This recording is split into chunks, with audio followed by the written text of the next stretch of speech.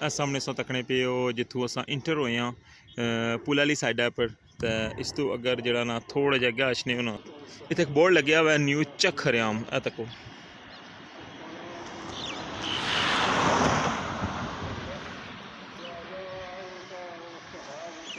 ये जनाब चक्खरेआम ना बोर्ड लगे हुआ है। इस नाम पर जरा ये सामने जरा ना ये हरेआम ग्राम है सारा। अंदर इतू रस्ता जाना मैं वो अगली साइडों भी जाना खोखे कोलों भी। इस वक्त तक्की सकने हो जनाब साइड ऑफिस FWO। इस तो पहले भी सामने व्लॉग ही तक्या सी। ते जनाब जरा इस्लामगढ़ की साइड जरा प्लांट है ना क्या था इन्ना जड़ियाँ मशीनां खलतियां इसने अंदर होना फिर इस तरह मूविंग ही होना रहना तो मुड़ी के अग्गें साइड पर पहुँचाने।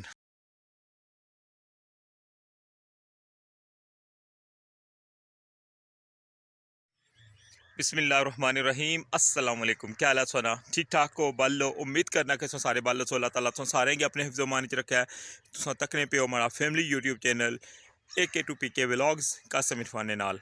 तो व्यूअर्स अज ना व्लॉग है जरा और ठोआ खड़ियाम ब्रिज अपडेट ने सिलसिले च जनाब इस्लामिक खलते आवा इस्लामगढ़ वाली साइड पर। तो इतना जरा ना एक बैक साइड पर सानू नज़र रचना उसी जनाब इतना एक प्लांट लाया ने कंक्रीट प्लांट है। तो इतना जरा ना सारा जितना भी मटीरियल तैयार हो सी ना ब्रिज ना वो इस प्लांट पर तैयार हो सी। इस तरह का जो दूसरा प्लांट है वो मीरपुर वाली साइड सो तकिया सी हमारे लास्ट व्लॉग।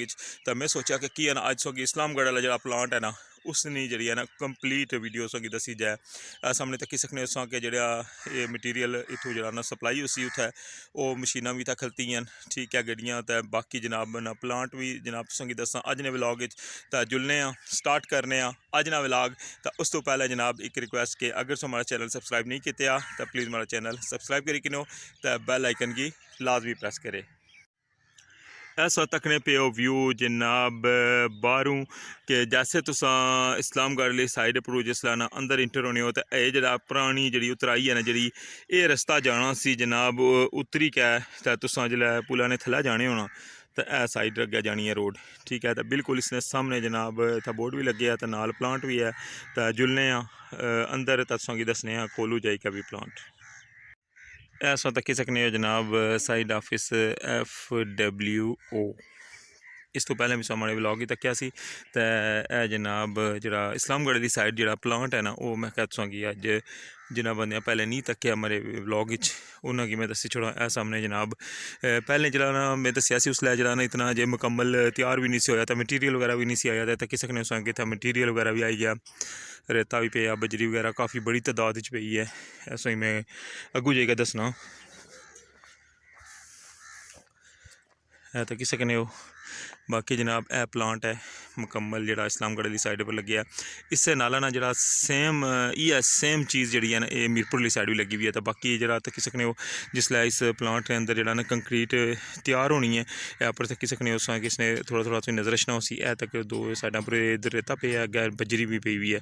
तो जिसलै इसने मिक्सचर हो जाना ना सारा कंप्लीट हो जाना मसलन उस लैवल पर तो फिर मुड़ी क्या था इन्ना जड़ियाँ मशीनां खलतियां इसने अंदर होना फिर इस तरह मूविंग ही होना रहना तो मुड़ी के अग्गें साइड पर पहुँचाने। तो ये जरा ना जैसे ब्रिज इतू स्टार्ट होने तो पहले ना ये इतना प्लांट लगे हुआ है इस्लामगढ़ वाली साइड पर। तो किसी ने इतना बंदे लगे नहीं सी मेंटेनेंस करन। सामने जो तकने पे ना ये इस प्लांट ना जनरेटर है जो तकने पे ना इस प्लांट ना जनरेटर है। तो यह जरा रूम बनया ना सीढ़ियाँ उपर चढ़ी गया इतों तो इसने अंदर जरा ना पूरा कंट्रोल रूम है। तो किसी ने उसने अंदर जरा AC वगैरह भी लगे आ।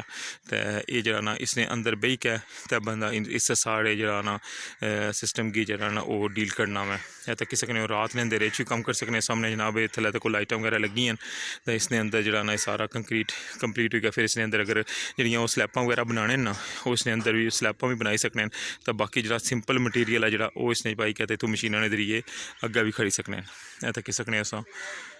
बाकी जी ना इतने साइडों पर तक्की सकने ये मशीनरी भी खलती भी है। बाकी ये जड़ियाँ सामने बनियां ये सारियां रिहायशां इतना जरा ना अंदर बंदे रहने ने पहले भी जरा चाइनीज़ टाइम जिला ना उसलै नहीं रिहायशां बनियां। तो ये सामने तक्की सकने बाकी ये मशीनां खलतियां जड़ियाँ पहले मसीं दसियां। इस वक्त तक्या हुआ अंदर जरा इत्थै प्लांट लगे हुआ है।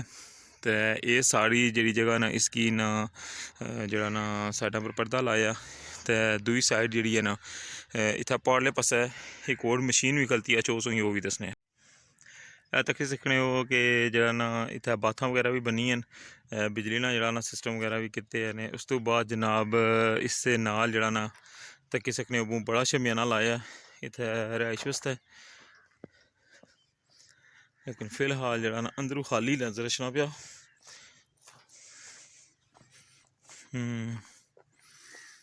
वो बड़ा जनाब ना एक किस्म का टेंट लगे हुआ है और अंदरों फिलहाल खाली है इस नाल जेह्ड़ा ना ए मशीन खलती भी है तको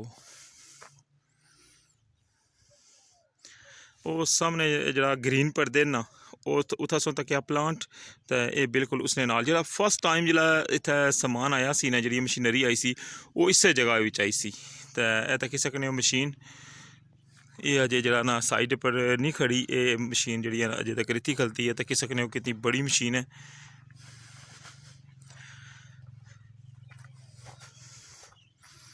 ऐसा कि मैं मुकम्मल दसना वा ओह् तक्की सकने हो इसना जेह्ड़ा ना हुक जेह्ड़ी है इसनी ओह् तक कुत्थै लगी हुई है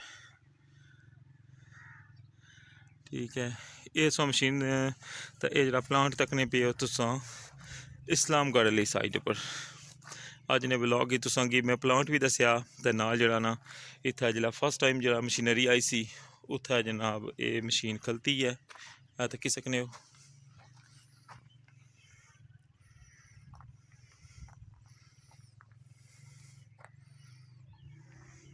जी तो व्यूअर्स अज हमारे नाल हमारा कैमरा मैन भी आया अब्दुल आहद जनाब जिदू का छुट्टी होनी है ना तो ये हमारे नाल अचना होना जनाब व्लॉग बनाने से तो आना जी गड्डी च बैसा हाँ जी अब्दुल आहद कैसा लग रहा है बैठ के अच्छा पापा जी और क्या कुछ कहना चाहते हैं आप जी बोलें अस्सलाम वालेकुम प्लीज़ हमारे वीडियो को भी लाइक करें चैनल को भी सब्सक्राइब करें बेल आइकन को प्रेस करें आप सबका बहुत बहुत शुक्रिया जी अब्दुल आहद ने तो जनाब आपको बोल दिया आज के जनाब हमारी वीडियो को लाइक भी करें और हमारे चैनल को भी सब्सक्राइब करें तो आपने लाजमी चैनल को सब्सक्राइब करना है